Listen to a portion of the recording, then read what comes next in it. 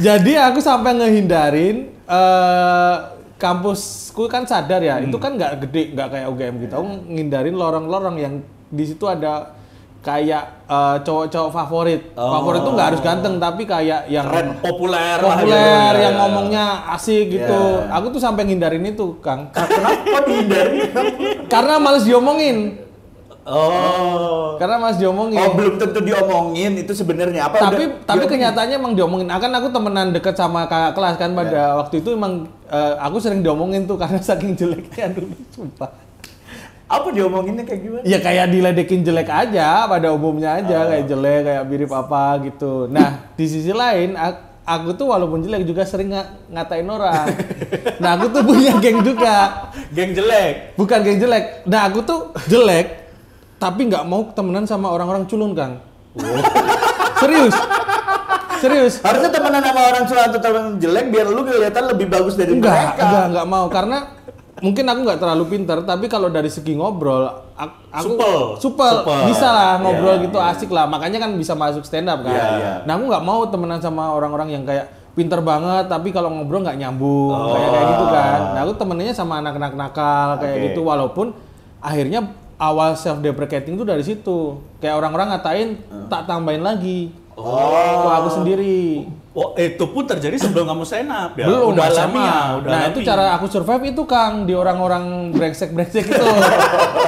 Karena aku nggak mau main sama yang culun-culun. Nah, kalau lu yang ngatain orang jelek, ngatainnya gimana? Nah, ini sasaranku bukan orang jelek. Kalau ngatain orang jelek kan jahat juga. Bukan jahat ya, susah juga ya waktu itu ya. Karena sekomunitas ya. Iya.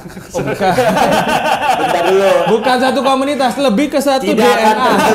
Tidak akan terbentuk atau ada komunitas orang jelek tuh nggak ada. Males. Karena rata-rata orang jelek denial kan. Denial, males. Kalau pas SMA ngeledekinya biasanya orang-orang yang goblok. Nah, kalau pas kuliah itu yang sering ngomongin aku, kita tuh sering ngomongin dia juga. Apa hadiahnya? Karena dia tampangnya sangar gitu, terus kayak dulu tuh zamannya imo. Rambut celana yang melorot, yang kayak tuh rambutnya gini, Kang, nutupin gitu. Nah, itu ada 2 orang yang kayak gitu. 2 orang itu yang salah satunya di tongkrongan asik gitu sering ngomongin aku kan kalau lihat. Nah, aku juga punya tongkrongan seangkatanku tapi ya yang nggak culun ya. Yang asik-asik. Nah, kita sering ngomongin dia. Kita nyebut mereka tuh Masya Allah 1 sama Masya Allah 2. Karena kalau lewat tuh Masya Allah gitu. Sumpah. Padahal kampus Katolik. Sadar Dharma Katolik. Kampus Katolik itu. Kampus Katolik. Berarti orang imo mendekatkan Katolik ke Islam ya? Iya. Karena dengerin ini ya, ada kakak kelasku namanya Ardo sama Kecap. Kita udah temenan.